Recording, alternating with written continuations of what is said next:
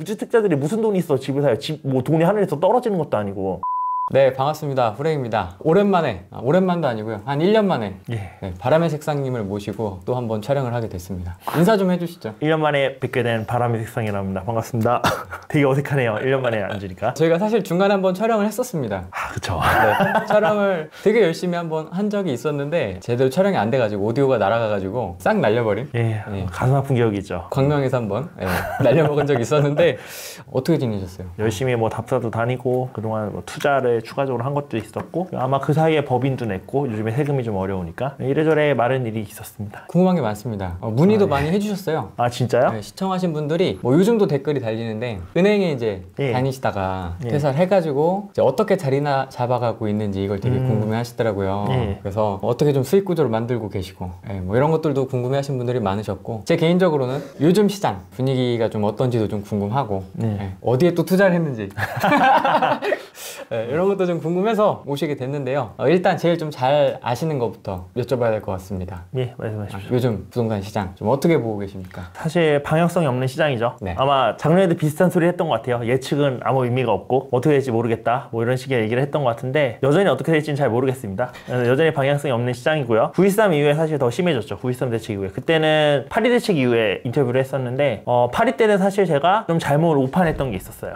8.2 대책에 대한 효과에 대해서 제가 이제 그때까지 생각했던 공급이란 거는 시장에 새로 만들어지는 아파트 분양을 해서 입주로 들어오는 그 공급 물량만 공급이라고 생각을 해서 그걸 기반으로 공급과 수요를 봐서 시장이 어떻게 될 거다라고 생각을 했던 건데 8.2 대책 이후에 집값이 많이 올릴 수 있었던 거는 그런 새로 만들어진 아파트의 공급 수요가 아니라 시장에 매물로 나오는 어떻게 보면 우리 일반 물건을 치면 중고 물건들로 인해서 매매 시세가 바뀌는 그 물건의 시세가 바뀌는 그런 식이었었거든요. 8.2 대책 이후에 사업자 등록을 하면 중과세 면제를 해줬고 중과세 면제가 되니까 사람들이 많이 사업자 등록을 했죠. 근데 사업자 등록을 하려면 8년에 가져가야 된단 말이에요. 8년 동안 그 물건을 못 판단 말이에요. 그러면 제가 강의를 하면서 여러분들한테 물어봤는데 자 8년 동안 여러분들이 이 물건을 못 팔아요. 어디에 투자하시겠어요? 그럼 다 서울이에요. 그래서 서울에 좋은 지역. 근데 아시다시피 8.2 대책 이후에 전면적으로 이제 영향을 미친 게 4월 1일부터 중과세가 됐단 말이에요. 네. 그때부터 본격적으로 오르기 시작한 대부분의 지역들이 사실 서울의 메인 입지들이에요. 정말 좋은 지역들. 오래 가지고 있어도 걱정이 없을 만한 지역들. 그런 지역들 위주로 오르는 게 결국에는 임대사업자 내면서 매수 수요는 늘어나고 근데 물건을 팔려고 하니 양도세 중과 때문에 세금이 많이 나오니까 팔지는 못하고 그럼 사실 이거는 새로운 아파트나 이런 거에 영향을 미치는 건 아니지만 그 자체적으로 일반 매매거래 시장에 나오는 물건이 줄어들므로써 시세가 오를 수 있었던 건데 사실 제가 그때는 그거에 대한 이제 개념이 없어서 8.2 대책 이후에 시장을 봤을 때는 그걸 좀 간과하고 봤었다라는 생각이 좀 들었고요. 그리고 그 이후에 이제 9.13 대책을 봤을 때는 9.13 이후에는 진짜 9.13 대책을 보시면 제일 메인이 대출 규제 그 다음에 임대사업자 혜택 폐지 이게 제일 크게가 두 갈래인데 거기서 봤을 때 대출 규제는 당연히 시장을 잡습니다. 수요를 줄이죠. 게다가 이게 서울 같은 경우는 LTV가 40%까지 되던 게 다주택자들한테 0%로 빠졌단 말이에요.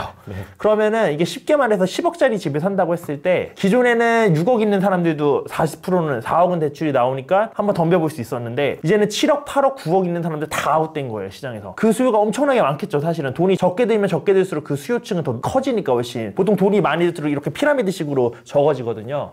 수요층이 확 줄어드는 효과가 생겼고 그 다음에 임대사업자 폐지가 되니까 그것 때문에 사람들 입장에서 사실 임대사업자 등록을 더 이상 할 필요가 없게 됐죠. 그러면 기존에는 양도세 중과를 면제해주니까 임대사업자 등록을 하면서 살 수 있었던 수요가 살아있던 건데 이제는 임대사업자 등록을 해도 혜택이 없으니까 그걸 하면서 살 수요들도 없어진 거죠. 그런 시장이 돼서 사실은 9.13은 정말 수요만 깎아내리는 공급이 줄거나 이런 악영향을 미치지 않는 그런 정책이었고 그래서 그 이후에 지금까지 사실은 시장이 많이 조용하죠. 시장이 많이 조용하고 요즘에 이제 들리는 소식은 슬슬 시장에 좀 금매들 정말 싸다 싶은 물건들 뭐 얼마 전에 뭐 음마가 4억 떨어져서 뭐 14억짜리 물건도 나왔다 이런 신문기사도 나오고 그랬었는데 그런 물건들이 실질적으로 나오면 거의 하루 이틀이 무섭게 소화가 되는 시장이 됐어요. 지금 현재는. 근데 그렇다고 해서 이거를 반등 기류를 볼 수 있을 거냐라고 했을 때 사실 조금 애매합니다. 지금 대출이 안 나오니까 어떤 사람들이 투자를 할 수 있을까? 어차피 투자 시장이 이제 끝났다라고 얘기를 하는데 사실 비싼 아파트들 분양 경쟁률을 보시면 아시겠지만 지금 분양가가 9억이 넘으면 중도대출이 안 나오거든요. 근데 그런 9억이 넘는 분양가의 아파트들도 입지가 좋은 곳들은 경쟁률이 어마무지해요. 아직도. 현금이. 예, 그러니까 현금 있는 사람들이 현금 부자들이 우리 생각보다 되게 많습니다. 생각보다 되게 많고, 그래서 그런 대출이 안 나옴에도 불구하고 금매가 나온 물건들을 채가는 사람들은 현금 부자들이에요, 사실은.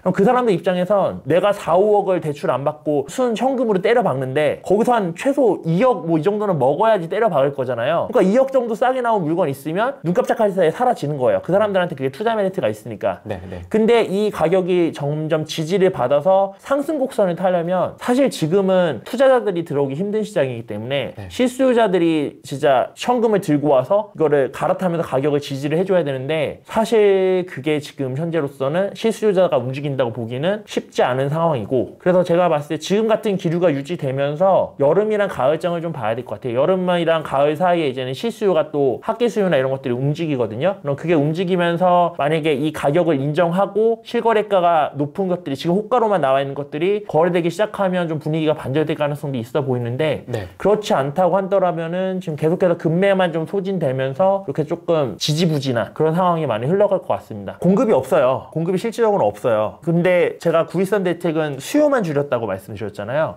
그럼 원래 수요가 줄어들면 수요가 줄어들기 때문에 그 가격이 빠지기 시작해야 되거든요. 근데 파리 대책 때 임대사업자로 다 8년을 묶어놔 버려가지고 시장에 나올 물건도 없는 거예요. 그래서 지금 줄다리기가 엄청 진행되고 있었고, 그래서 제가 작년 하반기에 이제 따로 제 뭐 강의나 이런 걸 통해서 말씀드렸던 거는 1, 2월 장을 한번 보고 말씀드려야 될 것 같다. 그때 실수요자가 움직이기 시작하면 장이 다시 올라갈 수도 있고, 그때도 안 움직이면 올해 상반기는 좀 안 좋을 가능성이 높다라고 말씀드렸는데, 실질적으로 2월까지 움직임이 거의 없었죠. 그래서 저는 올해 상반기까지는 일단은 지금 같은 분위기가 유지될 거라고 보고, 그 이후에는 여름이나 이제 가을 장세를 보고 그거에 따라서 이제 또 대응을 바꿔야겠죠. 오늘 촬영이 지금 3월 28일. 네, 맞습니다. 아직까지는 조용합니다. 네, 아직까지는 조용합니다. 근데 이제 뭐 어떻게 될지는 또 모르겠고. 그렇죠, 모르겠죠. 근데 중간에 또 뭐 어떤 대책이 나오면 또 전망은 바뀔 수도 있겠죠.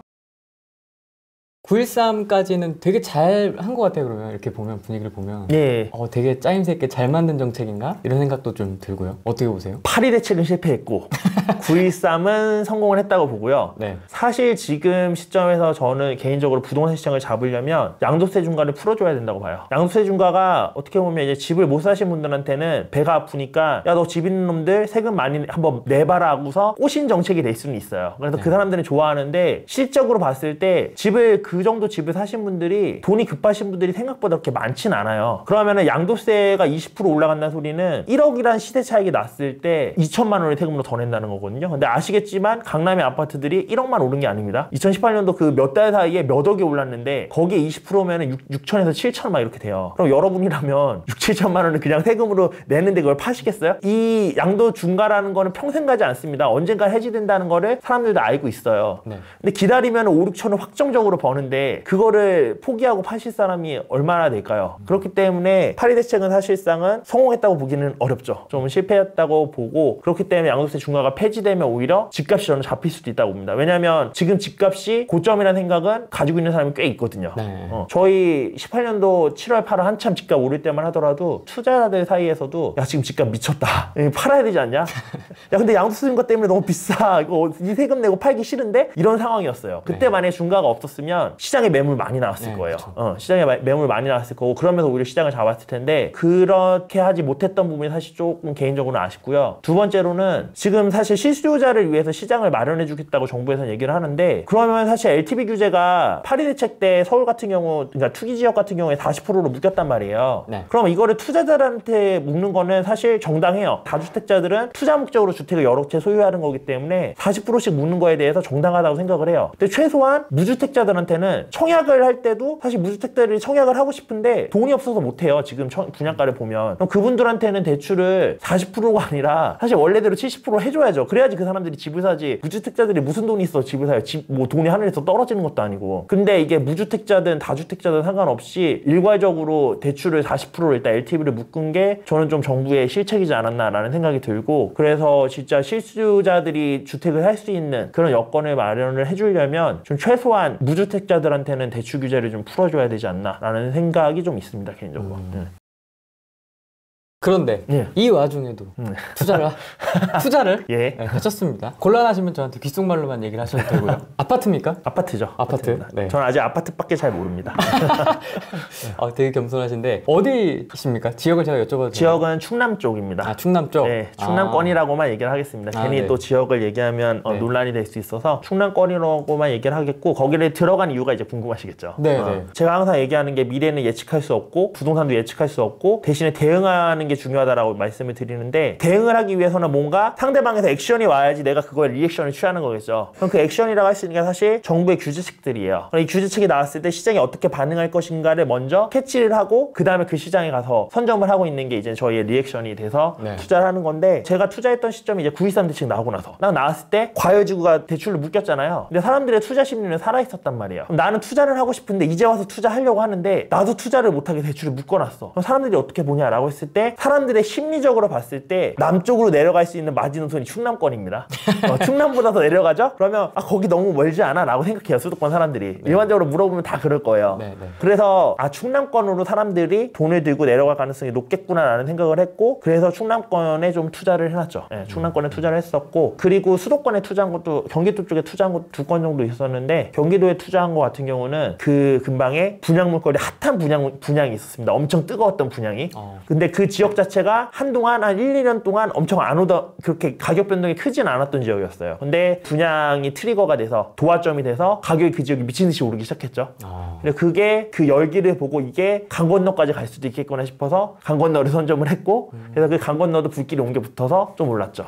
그런 식으로 투자를 했습니다. 그래서 항상 말씀드리지만 어떤 사건이 발생했을 때 그런 대응적인 방식으로 투자를 하는 게 저는 좀 맞다고 생각이 되고요. 그래서 이번에도 그런 규제책이 나왔을 때 움직였던 거고, 근데 그 뒤에는 딱히 뭐 규제책이라고 할 만한 게 없었죠. 네. 용인이랑 수원 8달구, 용인 기흥구 요거 조정지역으로 묶은 거 외에는 추가적인 규제가 없었기 때문에 딱히 뭐 그 뒤에는 움직일 만한 게 없었고, 제가 용인이랑 8달구, 수원시 8달구 규제 묶일 때도 묶고 나서 며칠 동안 유예 기간을 줬단 말이에요. 조정지역으로 묶이면 다주택자들은 중과세 20%가 붙거든요. 그럼 똑같이 물건이 안 나올 거란 말이에요. 네. 근데 저도 그 조정지역에 물건이 하나 있었는데 원래 팔려고 내놨었는데 조정지역이 되면 세금이 한 4, 5천 원 더 나오는 거예요. 그러면 이 세금 내고서 묶이느니 5천만 원 지금 싸게 파는 게 낫잖아요. 그래서 저도 한 3일 정도 그 유예 기간 동안 5천만 원 싸게 물건을 내놨었거든요. 네, 네. 그래서 그런 물건들이 나올 수 있으니까 그런 물건 나왔을 때 금매로 잡는 건 나쁘지 않다. 왜냐면 거기에 실제 가치가 떨어진 건 아니잖아요. 그렇기 때문에 나쁘지 않다라고 말씀드렸었고, 그것도 일종의 아까 말했던 액션이 왔을 때 리액션으로 대응해서 하는 투자법 중에 하나가 될 수 있겠죠.